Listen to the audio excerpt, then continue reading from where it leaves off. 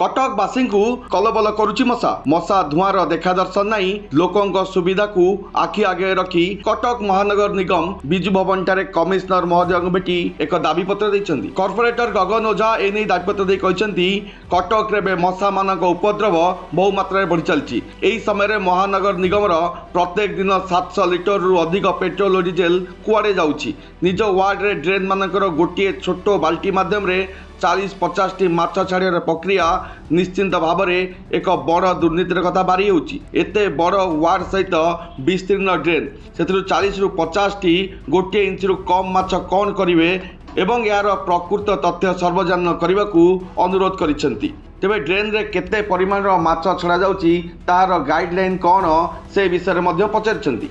कारण ward number 26 रे बीएसडब्ल्यूसी तथा अन्य ड्रेन बहुल मात्रा थिबा बेले निगम तरफ मात्र 40-50 गोटी 1 इंच माछ छाड़ी दि जाइछि, जहाँकि दृष्टिगोचर को आछि। मशा नियंत्रण निमंते निगम तरफ पदक्षेप ग्रहण कराउछि ना धर्म को आखिजार भाव अर्थ हरिलुटर प्रयास होउछि। ए बाबद रे सरकार कर कौन गाइडलाइन अछि, केते वर्ग मीटर केउ साइज रो केते परिमाण रो माछ छाड़ी दिबार प्रावधान रहिछि से सविशेष तथ्य उपस्थापन करिया को निवेदन करछन्ति। कटक रु विनोद दास का रिपोर्ट, ईबीसी ओडिया।